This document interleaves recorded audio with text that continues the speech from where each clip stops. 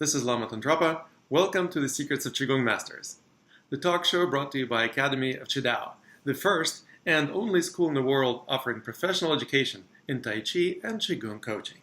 To find out about the programs offered by Academy of Qidao and to learn how you too can become a certified Qigong or Tai Chi coach, please visit qigongcoaching.com.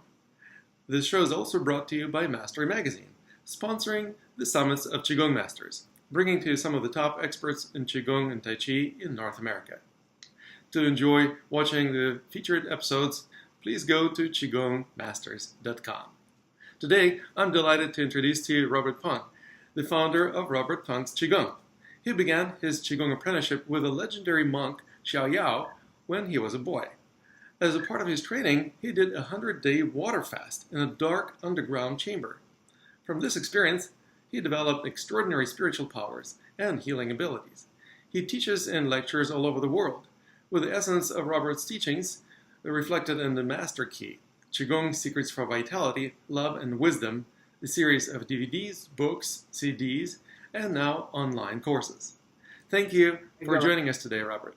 It's a pleasure to have you on our show. It's such a pleasure and honor to be on your show, Lapa. We met many years ago, I think. Yeah. Of course, I've heard about you all the time. And finally, we meet again through the line. How wonderful for the new technology, right? Absolutely. New technology makes a huge difference in the lives of people around the world, including Tai Chi and Qigong masters. So this is fantastic. I would love to start our interview today by diving a little bit into your background.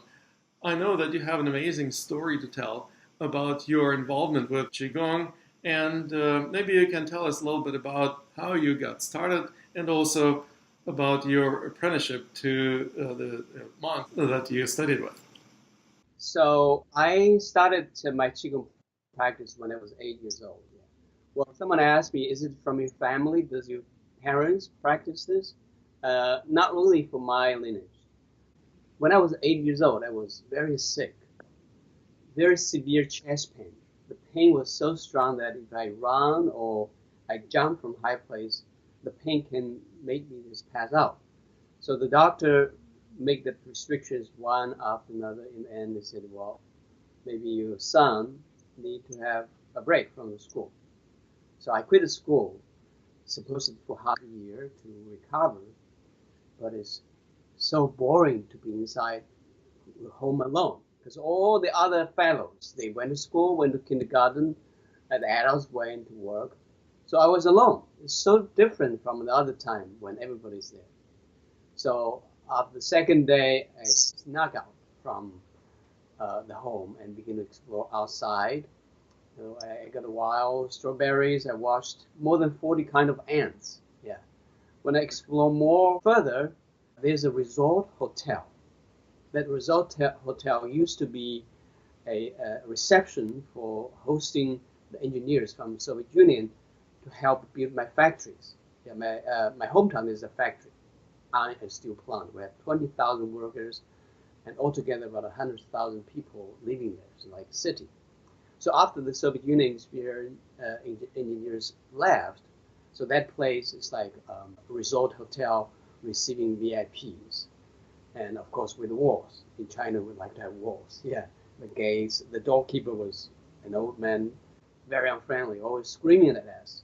Because sometimes we just play around there. Sometimes we climb over the wall and jump into it. But before, it's always with other fellows. This was my first time myself. I climbed over the wall, jumped into it. It's very painful. I couldn't care. Because inside, it's much, much better. Because it's like, it's like a garden. They have fruit trees, grape trees, swimming pool. Then at the corner, there's a red bricks building with all the pipes. That is a boiler room. So I went there, peeping through the door. Then I saw a middle-aged man was shoveling in the coal. And this was my master. His name is Xiao Yao. At that time, he was called Mr. Tan. Because nobody knew. He's a senior monk with extraordinary, amazing healing power and very powerful martial artist power. But at that time, he was just like a nice man. And people know that this is a boiler room attendant, Mr. Tan, very friendly. So he's like a hermit. So I went there, and he saw me. He said, "Oh, you want to watch the fire?" I said, "Yes, yes. I like to watch the fire. Through the window, the fan blows. I can watch there for hours." So I watched there, a little bit chatting. So afterwards, he said, "Well, feel free to come again anytime." I said, "Really?" So I visited him again and again. Well, later, when we are very familiar, I joked with him. I said, "Well, when you say visit me again, you're just being polite, right? Do you know I really make it?" So he was laughing. He was laughing. Yeah. Anyway, so we made friends. And then one day, actually, I think it's about 1 or 2 weeks later, because I remember when he asked me why I didn't go to school, I said, "I get sick. Yeah, I have chest pain." He looked at me for quite a few minutes, very closely, without any words. Of course, now I know. Later I know. He was doing the healing. The first time he saw me, he called it 神光, like the spiritual light through the third eye, scanning me. And he's doing the healing without telling me. So about a month later, I was recovered without knowing why. Because, when you get sick, you forget. Then one day my mother said, "Oh, how's the pain?" I said, "What? I couldn't feel anything." From nowhere, one day I was visiting him. He said, "Do you like wushu?" Wushu in Chinese means martial art. "Do you like wushu?" I said, "Yes, yes." What most people think is called kung fu. Yeah, kung fu. Yeah, you do kung fu, so kung fu originally doesn't mean martial art. Kung fu means a certain period of time you dedicate it. You can say, "It took me 2 hours of kung fu to write this article. It took me 10 years of kung fu to master this tai chi," right? So it means dedicated. Well, because martial art needs dedication, so afterwards they call it kung fu. In Mandarin, we say gong fu.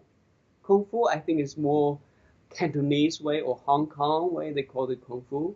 So in China, if you say kung fu, most people will say, "What did you say?" Yeah. Of course, when you say kung fu, they do know it means. They'll think that you're talking about Confucius. Yeah, Confucius, Kongzi. My master is more Buddhism, but they have influence of Taoism too. In China, it's very interesting. It's quite mixed. Even the Buddhist monks, they practice a lot of things. Then you notice that they practice a Taoist practice. In Buddhism, originally they don't talk about Dan Tian, elixir field. That is from Taoist. But if you look at it, a lot of Buddhist monks, they practice pearls, Dan. Right. As a matter of fact, one of the birthplaces of Wushu, Shaolin Monastery, has the whole system of exercises which are very similar to the Taoist Qigong. That's understandable because it's in China. So when you stay in China, it makes a lot of time, and then of course you always like mixing with the cultures and everything there without even knowing why, right? Like now my diet, because I've been in America 13 years, in Australia for 7 years. So I was overseas for 20 years. Now when I go back to China, I find my diet is different from there. So I'm mixed. No English, no American, no Chinese. Quite mixed up diet. Right, right.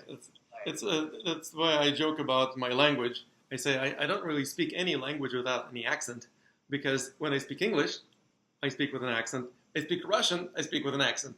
Whatever language I try to speak, I speak with an accent. Try to speak Japanese, that's going to be definitely a big accent. So that's a result of living in the melting pot kind of culture. And New York definitely is a melting pot Fascinated like that. me when I first visited at 2001. I was invited by one of the patients to here. Then within about 11 days, I met people from 21 countries, and everybody talking with me with English, with very strong accent, but with 100% confidence. Well, That's you live in New York. That's New York. So that's very fascinating. I love New York. Yeah, after so many years, I feel that is a good place to really live and work. You meet people from all around the world. So you moved from China to Australia first. I've been with my master for the first 7, 8 years, almost every single day together. Then when cultural, because that was cultural revolution at that time, it's banned a lot of things. So we are practicing on the ground. So after the cultural revolution, he returned to the monastery. Then I visited him twice a year or once a year until he passed away. Actually, he chose to die at 85. I shift from martial art to healing art after actually a very big street fight. Then I find I don't like fighting. So my master says, well, from the energy I teach you all these years in my practice martial art, you can convert it as healing energy. So in order to purify my energy, he put me on a water fast for 100 days. Just water in the dark chamber at the basement of the temple. That is when he returned to the monastery. It's very deep in the mountain. Then afterwards, he said, Which monastery was that? It's in Shaanxi. It's in the west of Hunan province, the mountain area.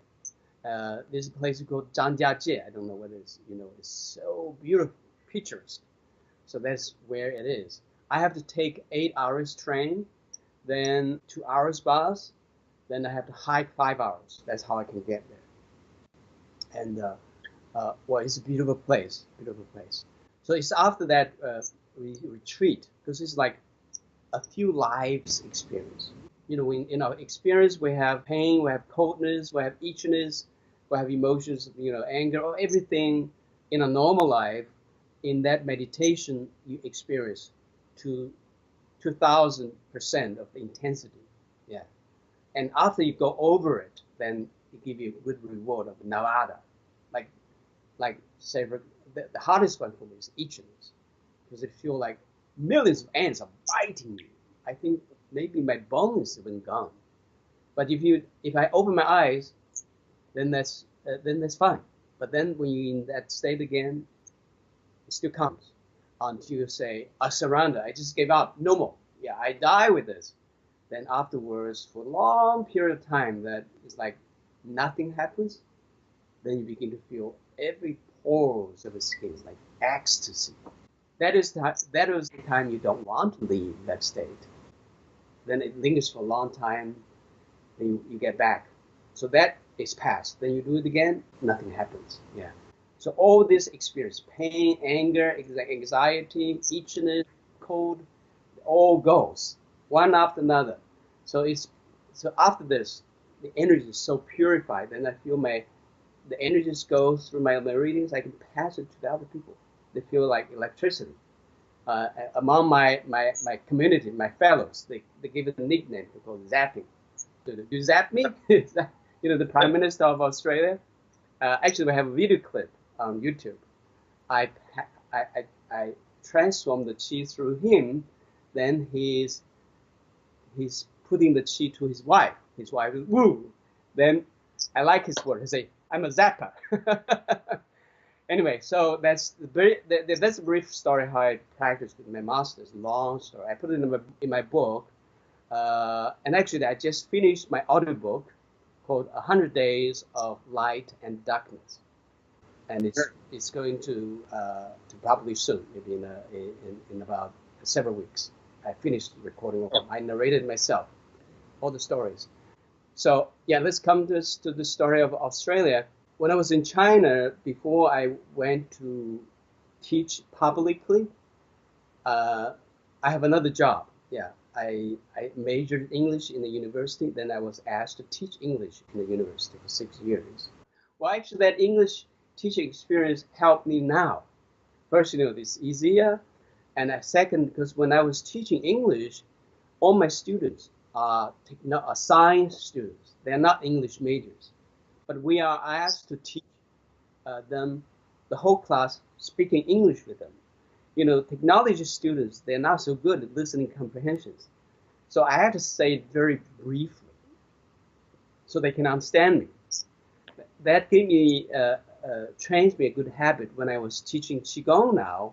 Qigong theories, it's very mysterious and all these concepts. Then I find I'm making it easier for an amateur, a layman, to understand. So thanks to the experience. And also during my teaching in the university, in my spare time, I teach my college students Qigong. Then I find inside the campus there's a lot of restrictions. Lama, you do hot Qigong, right? Sometimes we do demonstrations, the beer bottles, the spears, and we lie on the nail bed, all this kind of um, striking things. The young boys, they like it because the college students. Yeah, they can show off to the girls. Our president of the university came and he's trying to stop us because he said, I cannot allow you to, I cannot put up with any danger in my campus. I'm responsible. That made me realize that it is not easy to teach Qigong inside the campus. Well, at that time, it's my spare time. We didn't charge anything then. With another colleague, I said, wait, maybe we should leave school, quit the job. Then we went to Hainan Island. At that time, we call it special economic zone. In China, a lot of policy are very restricted. Then they begin to have Shenzhen and several places to make it a special to give more open policy. So we went there. So I began to teach. We moved in 1992. So in 5 years, I trained more than 150,000 students just from that island and surrounding area. Hainan is like a hotbed of Qigong in China. For me, yes. For me, yes. Because it's the southernmost of China. It used to be an area of Canton province. And then Deng Xiaoping said, oh, this province is because it's isolated. It's just a little bit smaller than Taiwan, a big place. So as we make it as a province, then we have an open door policy. So a lot of restrictions inland are not here. That's why we are motivated to go there because it's much more open. And then there's a center called CHIRT, China Hainan Institute of Reform and Development. Actually, it's a think tank of central government. So they run every month several seminars, conferences, inviting all the scholars, international scholars, and the government officials to give lectures. Then they have memorandum, then they collect it and send to the central committee for them to make new policies. So it's a very high level place. I was invited to do demonstrations with other of my students doing demonstrations for the show there. And of course, then we made a special VIP room to do the treatment. That's how I met the Prime Minister of Australia, because he went there to attend the conference. Then he was accompanied by the governor, Ran, and the governor is my friend. He said, well, Prime Minister, he got some back pains from golf. Are you happy to help? I said, well, sure. So we did the treatment. And he was amazed because he's never had this experience. He said, I am a convert. Yeah, you should do this. And then later he said, can you help my daughter? I said, what's happened to your daughter? I said, well, I have 3 children. The eldest was Sue. She had chronic fatigue syndrome. I've never heard about chronic fatigue syndrome at that time. But from his description, because he said, it's after her first birth to her daughter, she lost a lot of blood, and she was very weak. In wintertime, she could hardly get up. So for 3 months, like she has to lie in bed. It's very, very weak.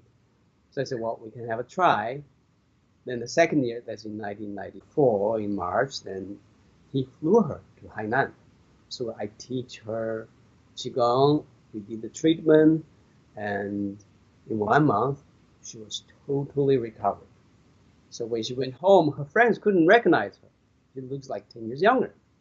So, of course, he's Prime Minister's daughter, so the Women's Weekly and Sydney Morning Herald, they begin to write stories about her and published thousands of letters. At that time, no emails. Thousands of letters wrote to her, said, well, can we see the master, have a treatment? So, and also the Prime Minister, he's very grateful. He said, well, Robert, if you want to do Qigong in Australia, I will help you, definitely, anything you need.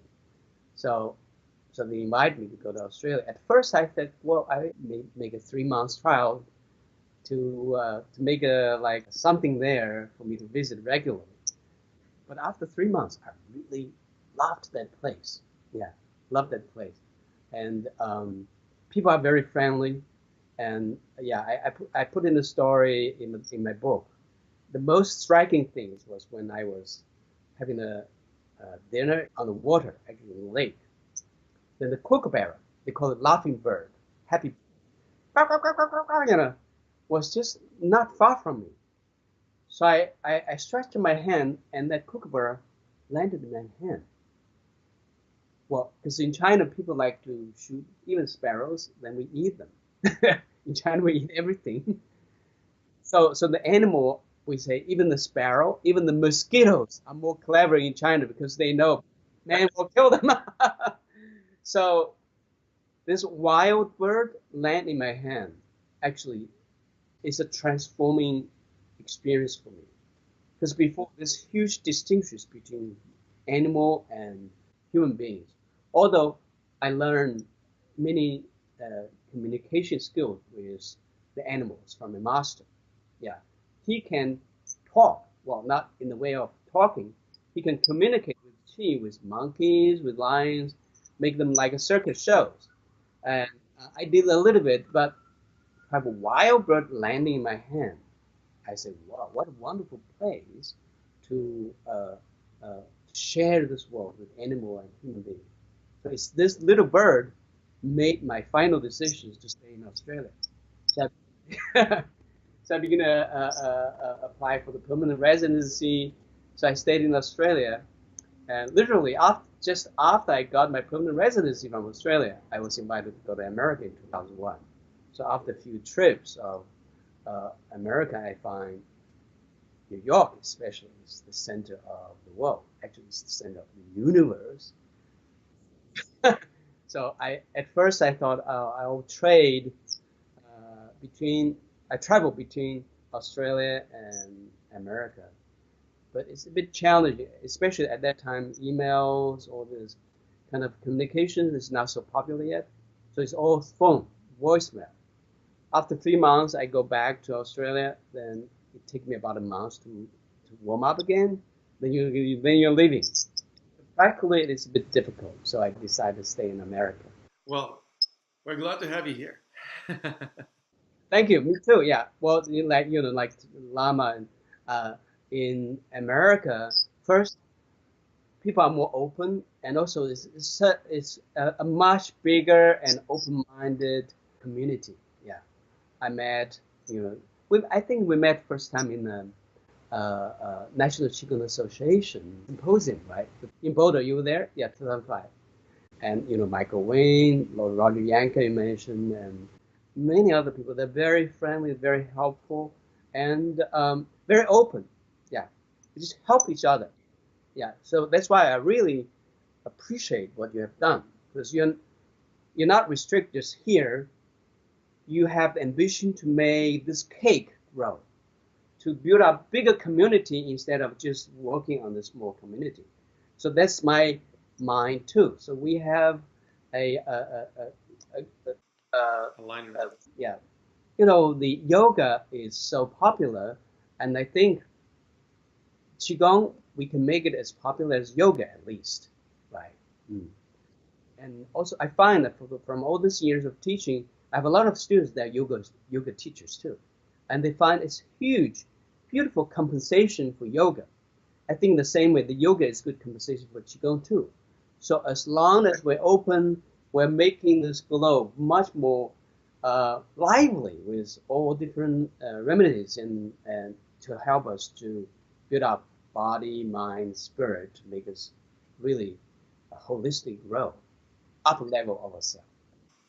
Well, and also for people practicing yoga, it's just a relatively easy step to take another step in the direction of Qigong. For people who have not been exposed to anything like yoga or Tai Chi or meditation, for them it may be a large leap. So in a sense, a yoga community is already predisposed to experience Qigong to some extent, almost like yoga is a gateway drug to Qigong, if you will. That's true. I agree. I totally agree. Yeah. Mm. One of the things that we also do, of course, is focused a little bit more specifically on healing, but healing is not the only aspect of Qigong that there is in there. For example, monks practice Qigong not only for health reasons, but also for reasons of personal and spiritual development. Right. What was your exposure to that aspect of energy arts? Well, for what I learned from my master, well, I have many masters, but when I say my master, it's my master. His name is Xiao Yao, and when he teaches me, he didn't have very strong structures. After I practiced for more than 200 practices with him, then I structured what he has told me, and it's body, mind, and spirit. Yeah, because it's we call it he called it four golden wheels, and the energy is concentrated in the upper dantian inside the head. When it's concentrated, we call it upper dantian, right? This collecting the energies of wisdom, intelligence, the power of guidance. Yeah. So when energy here is strong, it's like you have a good GPS inside your head in your life. So it guides you to go in a good direction. Wherever it's needed, you turn, you go straight. It's guided. Yeah. Energy guidance. Always a spirituality.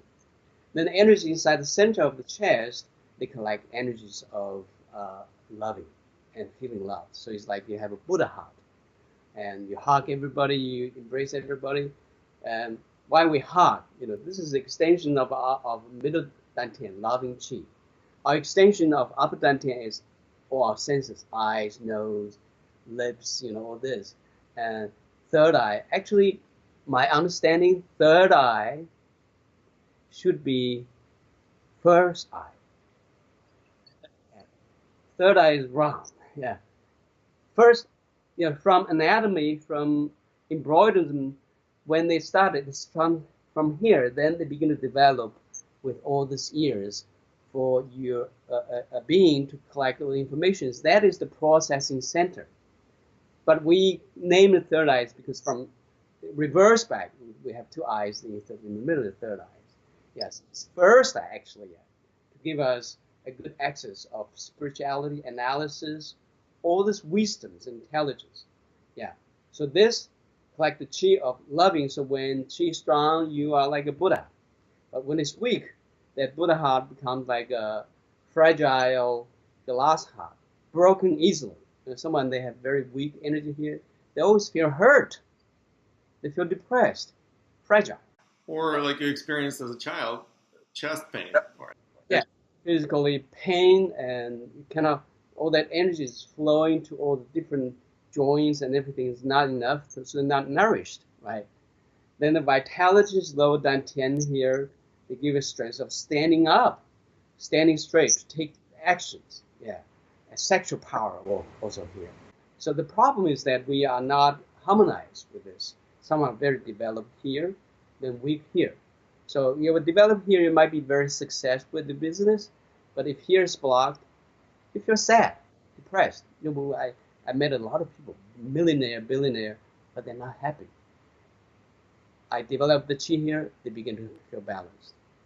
What if some people are upset? Yeah, some people is strong, but here is weak. If this person is your neighbor, he can be a very adorable neighbor, but meanwhile, an annoying neighbor, because they're adorable, but they don't have good ways to express their loving. They may knock at your door at midnight, waking you up from deep sleep and telling you very excitedly how to cope with insomnia, right? Well, it's wrong time. You get very pissed because they don't have good access of doing the right things, although they have good wishes. So then my master teach me another energy channel we call the central meridians, go through top and channeling all the way to the base. We call it Huiyin, and it goes up to connect the heaven chi and goes down to connect earth chi, grounding earth chi, expansive heaven chi, and also cross all the three dantians, so they're harmonized together. We call this will of harmony, will of love, wisdom, will of love, will of vitality, then will of harmony. That's what we call the four golden wheels. So my book, The Master Key, actually is the four golden wheels of dynamic happiness. In Sanskrit, wheel is a chakra, and that's what they use to call energy centers in yoga, chakras. But in yoga, Yes. there are more energy centers than three dantians. Right.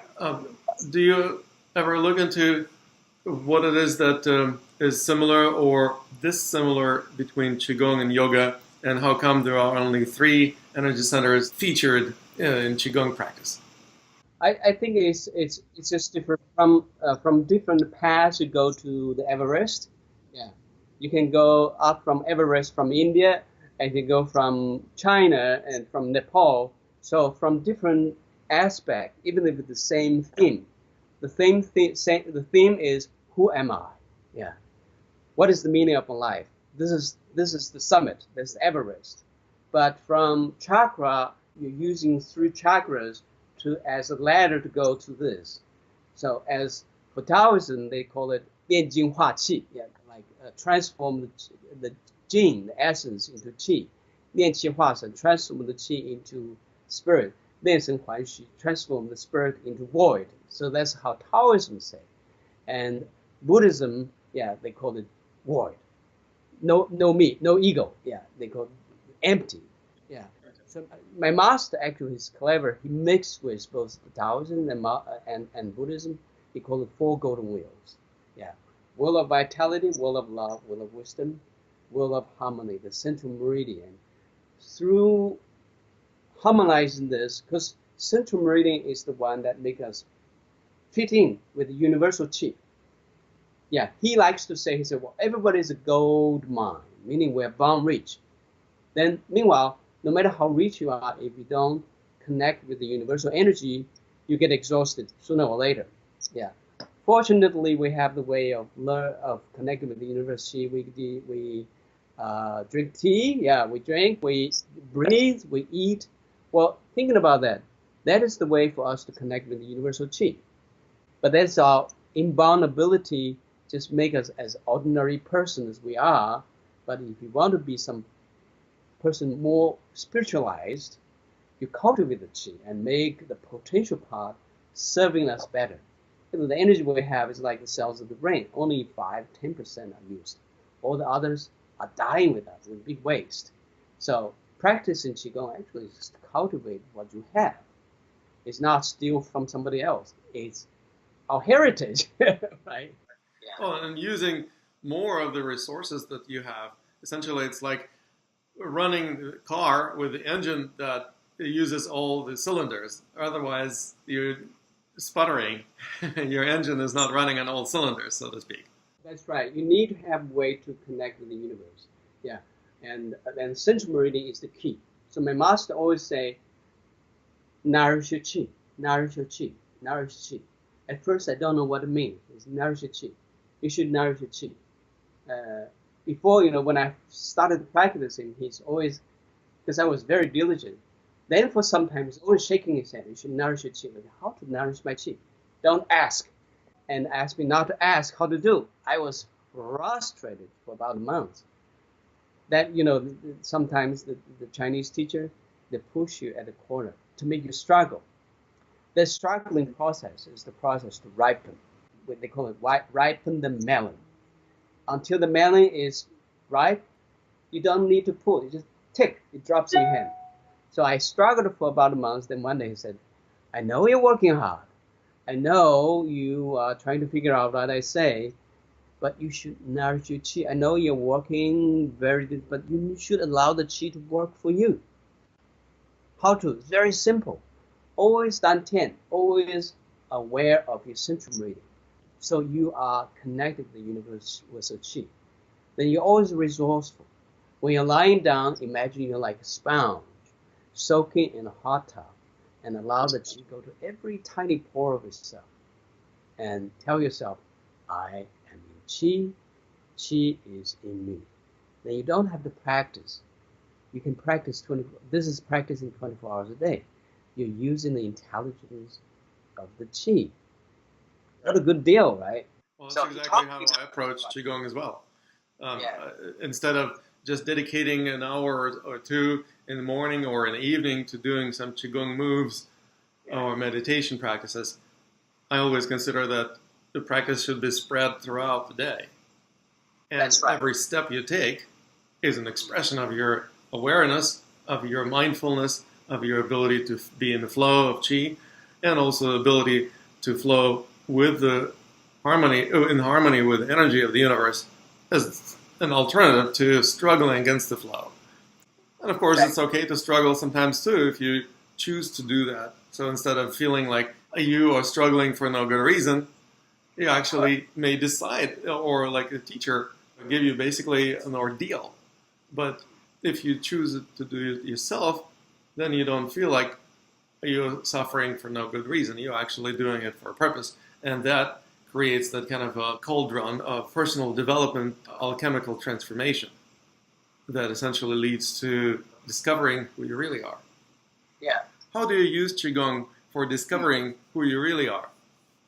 Well, breathing. Yeah, breathing, meditation. Breathing is a big role. Yeah, that's why in my practice, including the one we're going to talk about, the I Ching Jing, it's the breathing that make you present. We can survive without water for maybe a couple of days, without food for 10 days, or me 100 days with no food. I can survive, but I cannot survive without breathing, maybe just for a couple of hours. Because when I was in the water fast for 100 days, there are about 8 days I was, we call it small death. At that time, the breathing is really slow. Normally we have about 4 breaths a minute. At that time, maybe 2 hours, 1 or 2 breaths. So it looks like a dead body. But actually it's very lingering inside. The internal qi is working with it. But no matter when, it still need the breathing. So the breathing is make us at the moment. And we have many ways of breathing. And the I Ching Jing I'm teaching, if you search online, especially on YouTube, I Ching Jing, you find, oh my God, there are 20 more versions of I Ching Jing because it's really popular practice. But if you pay attention to them, you find none of them are talking about how to apply the breathing into the action. That's what is special about my version or my master's version of I Ching Jing. Tell us a little bit about Yi Jin Jing. So it translates into English as the bone marrow washing and changing the tendons and muscles Qigong. But perhaps you can tell us a little bit about its history and what it's good for. Yeah, I Ching Jing, I Ching Jing is called Yi. I Ching, I Ching. I Ching is the change of the book, right? And it's the first word and the third word. The second is been. So it's the word, the classic of changing, I Ching, or changing what? Jing. Jing literally translated is tendon, but it's more than tendon.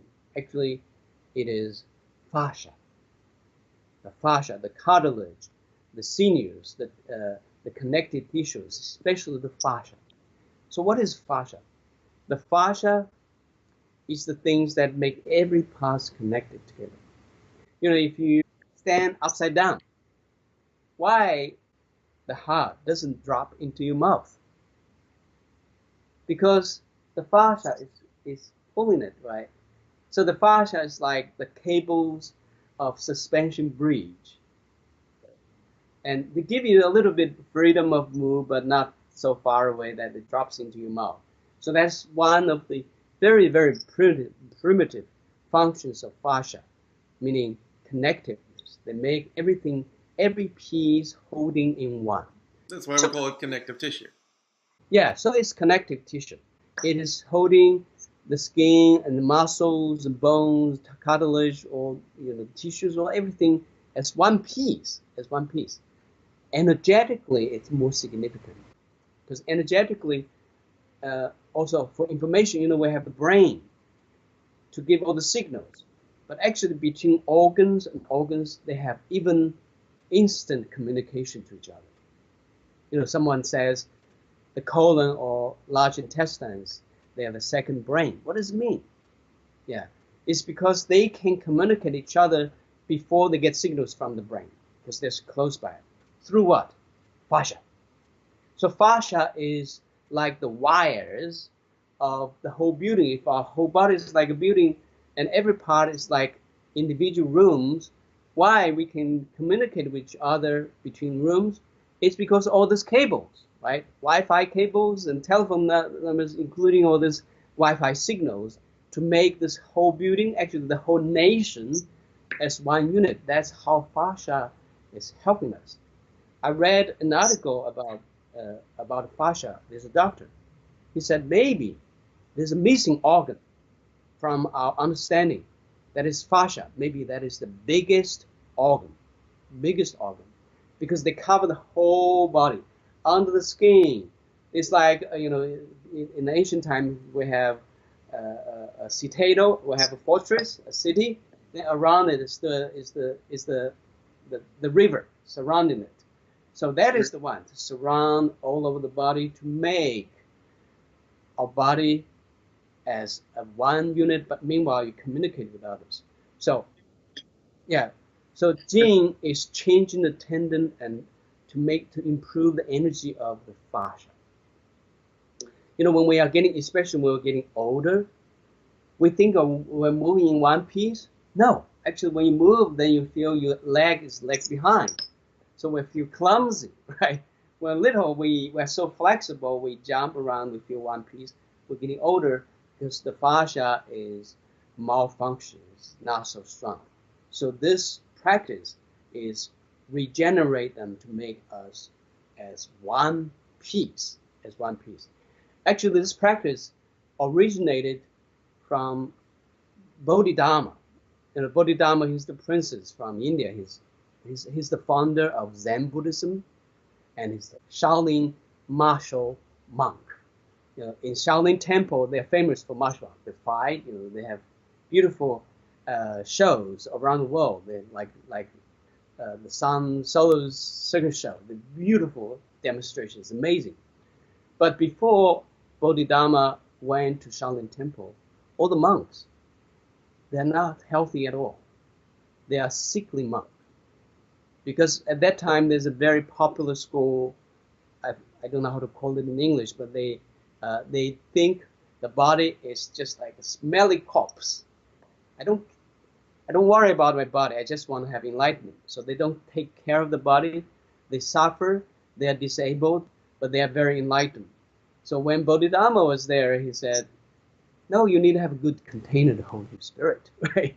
So you should have a good body. So he began to teach them. The first exercise ever is I Ching Jing. And they practice just a couple of months. Their health, their sense of well-being, actually their spirituality so much improved. Then they begin to develop two groups. One group, they develop more. Then they developed 72 skills.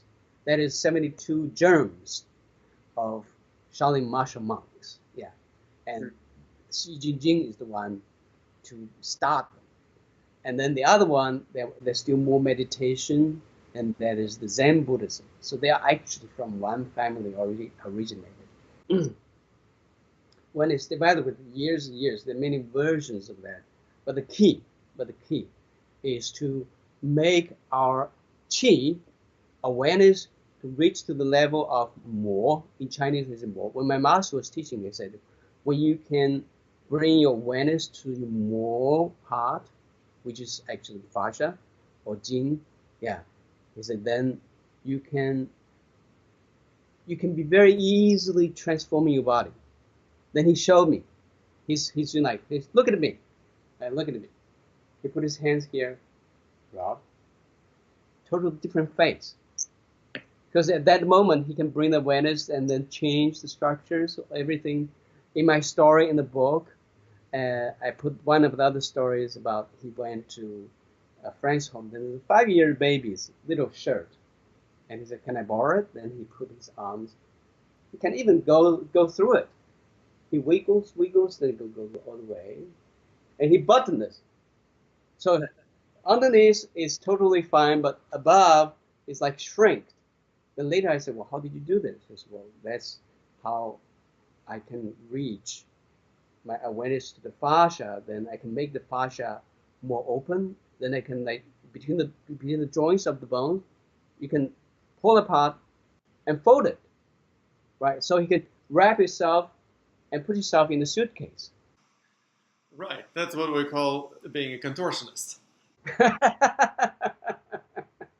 Not circus show, but really energy transformations, and so you can change yourself in any different shapes. Of course, when we practice I Ching Jing, that is, we're not so ambitious to reach that part, but for sure, you can feel a lot happier, more grounded, stronger strength. I have tons of testimonials. They say, that, the huge stones in front of the yard, they think they'll never be able to move it. One day, they did it. Yeah, I have a kung fu master student. He does Tong Bei Quan, Yi Quan, Tong Bei, yeah, connecting the arm, Tong Bei Quan. And literally just 1 month after he practiced I Ching Jing, then he was doing, pair work with his partner. His partner was like, what happened? What did you do? It's so penetrated, I Ching Jing. So this really enrich high levels what we have done. You can start it without any background, but if you have done anything, that just make you what you have done much more enlightened, much more powerful. Well, you also have something to test. So if you have done, for example, something that can be measured before, and then you do I Ching Jing for a month or two, and you measure it again, then it's easy to tell whether or not there is any change.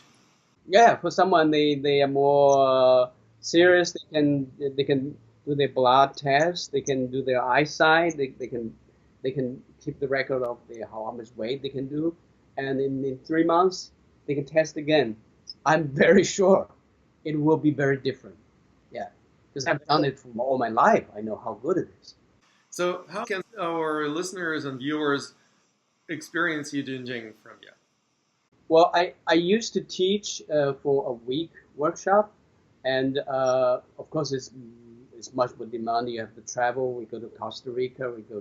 And it's very expensive. And so a year ago, 2 years ago, I began to say, well, let me put it online. Well, actually, I could have done it many years ago. Someone asked me, but I'm concerned as well because it's very energetic. Well, will I lose the energy part? So when I was making this video, I was enrolling my students, the real student, not just pretending, the real student learning. So I was in the real teaching mode, teaching this, because I want to have the teaching energy there.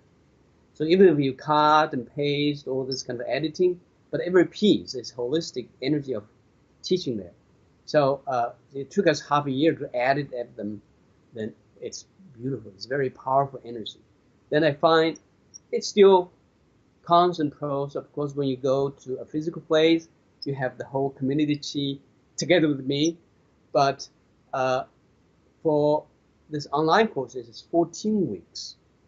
So in a week, every day, a lot of information. You need another 2 months to digest it. But here, every week, we focus on one meridian, one organs, and we do special breathing and movement to empower you. So it's on the process of learning that, you begin to do the healing and empowerment. So every week, we focus on one thing: your worry, your sadness, your joy, and associated with one of the organs. And Saturday is the teaching day. Then Sunday to Friday is practicing day. That is about half an hour. So every day you go to the site, then click, that is today's work. You follow me, and you cannot move ahead. You can review, because all the things we have done then is archived. So it's altogether 14 weeks. So every Saturday teaching day. Then the first week I introduce different breathing. Then every week we have different themes. Then the 14th week we have a summary and put everything together. So anyone can join. You click, then you register, then every day you just go to your account, then you follow me. So you don't need to go anywhere else. I make my page very simple, no distractions. Just follow me. You practice with me every day, 15 minutes movement, 15 minutes breathing. We call it Qi breathing. This is another special breathing I learned from my master. The Qi breathing, Qi means the break of your breathing. It's not really you're holding your breath. It is the breath that between the first one and the second one that break. But after you exhale, you hold your breath. Because that time there's no oxygen inside. All your potential energies are involved in to do the healing and empowerment. So that's the 15 minutes we work. So every day we do this. And so that structure is very powerful. And every now and then I have webinars to answer questions, to get all the in-depth. And also every now and then I have online the group healing. So the energy is very powerful, very powerful. And it's extended, so it's not so much pressure of learning. The learning pressure is much less. It's much more enjoyable. Then I find the energy is very powerful. Do students who participate in this online course receive any individual attention from you? Not really one-on-one, but we do webinar. So the webinar is the one that can raise questions. We answer. Everyone can watch at the same time. Then it's archived. So you can always check it online and to review it.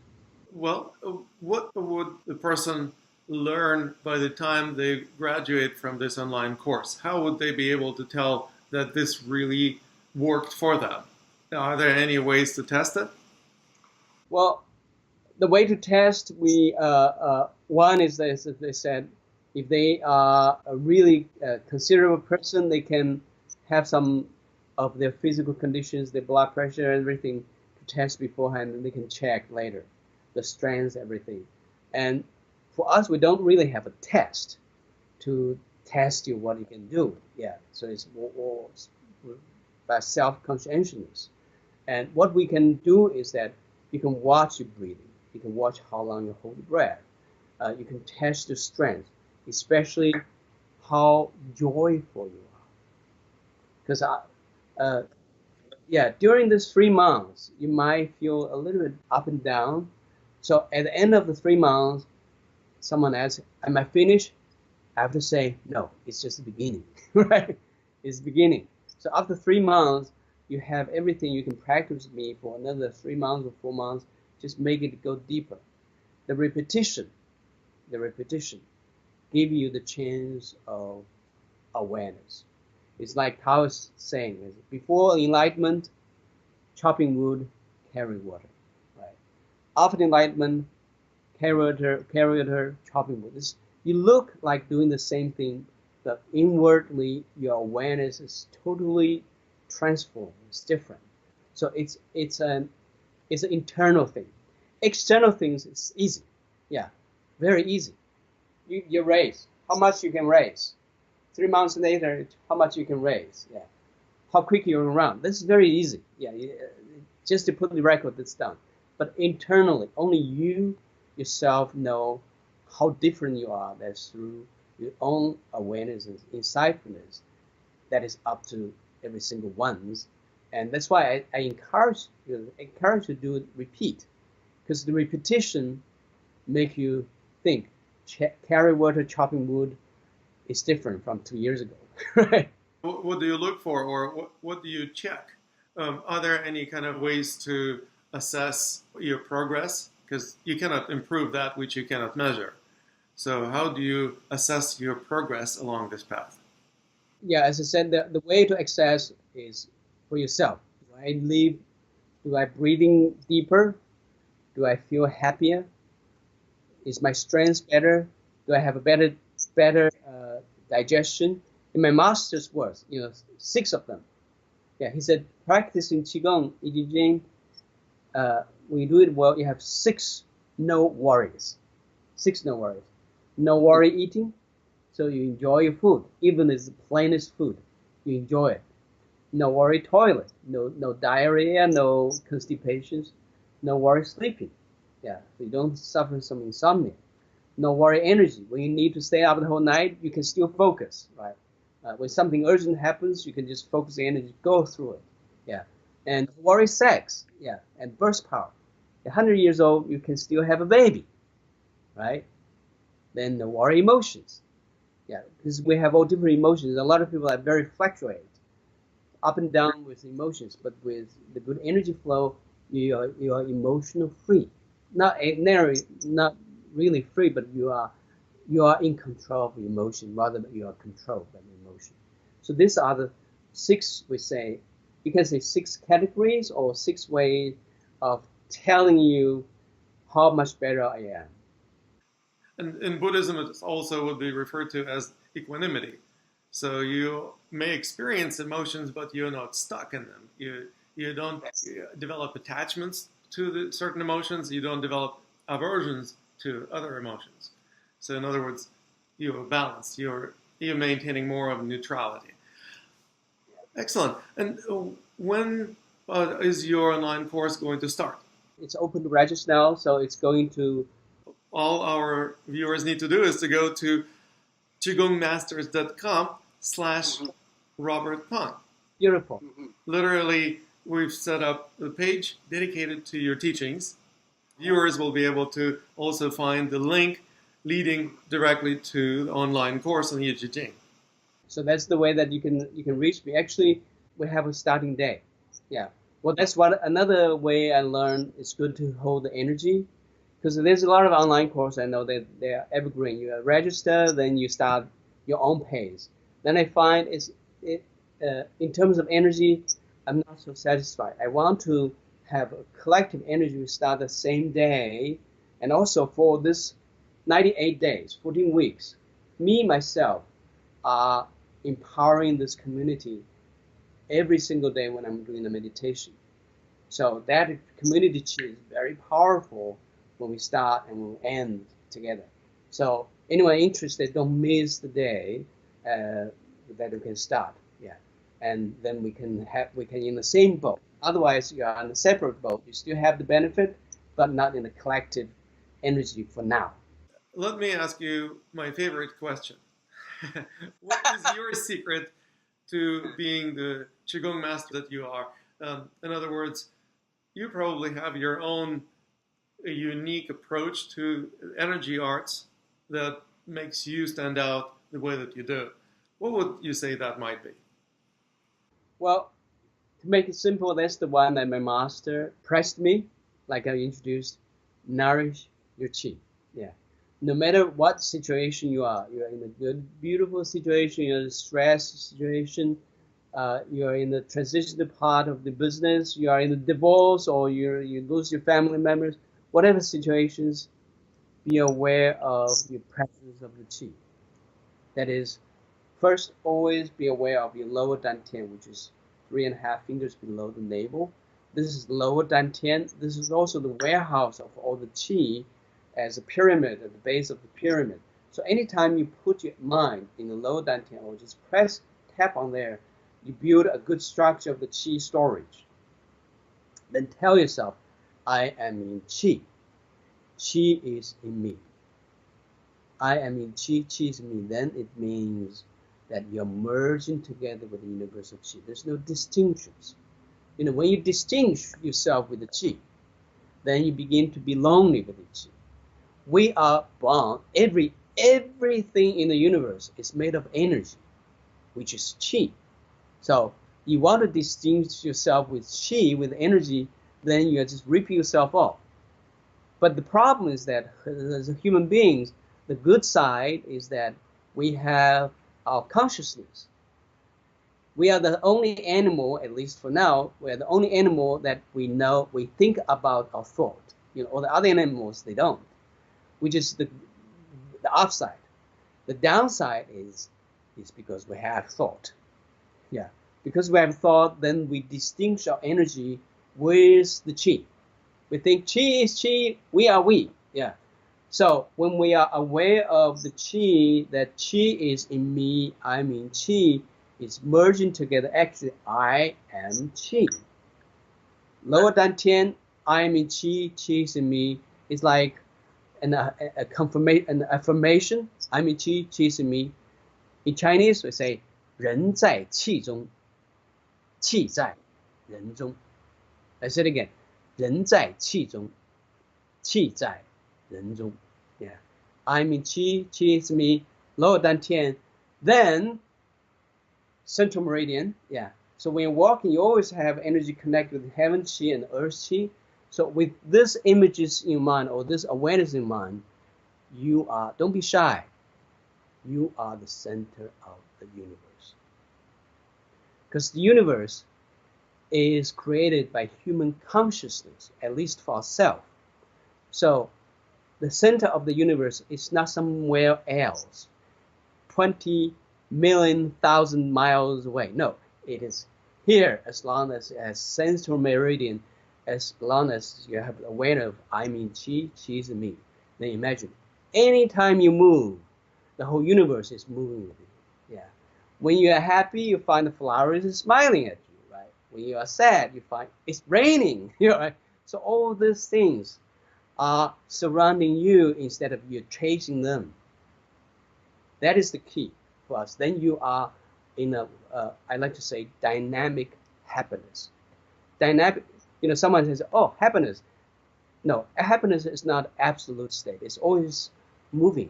Yeah. When you lose your family, like I said, when you lose your job, of course you are sad. Like I said, Buddhism, you can have anger, but you're not lost in anger. You're not lost in your sadness. You are in control of your sadness and anger. Then you are still a wonderful being. So that is the way for us to be, to live fully as a human beings, to really living the full meaning of us to be in this world for this life, maybe another past life or future life. We don't care, but for this life, live it fully and enjoy it. Well, that's a great way to look at it. I want to thank you so much for sharing a lot of your wisdom and knowledge today. Thank you, Lama, for invitation. It's such an honor, such a happy experience with you. I hope that we can meet a lot. This way, the other way, we can meet in person again. Have a wonderful tea. I noticed you like tea. Great. Right. Yeah, I love tea. My wife is a tea master. Ah, yeah, I'm a tea connoisseur, so I have a collection of probably 25 or 30 different types of tea. Oh, wonderful. We're going to have a wonderful time with tea. Yeah, anytime you come to New York. I'm drinking tea right now that was a gift from another Qigong master who was visiting just yesterday. She's a medical doctor, but also a Qigong master, Dr. Nadia Hall. She visited with her husband and brought some nice tea. It's like a silver needle white tea. It doesn't look like much, but it has an excellent flavor. I want to thank you once again. Thank you a lot. Register for Yi Jin Jing course with Master Robert Peng at qigongmasters.com/Robert Peng. And you will find that an exceptionally valuable online course. And if you go through that online course, you'll never be the same. You have listened to another interview on the talk show The Secrets of Qigong Masters, brought to you by Academy of Qidao, the first and only school in the world offering professional education in Tai Chi and Qigong coaching. To find out about the programs offered by Academy of Qidao, or to learn how you too can become a certified Tai Chi or Qigong coach, please visit qigongcoaching.com. This show is also brought to you by Mastery Magazine, sponsoring the Summits of Qigong Masters, bringing to you some of the top experts in Tai Chi and Qigong in North America. Please go to qigongmasters.com to enjoy the featured episodes of our show.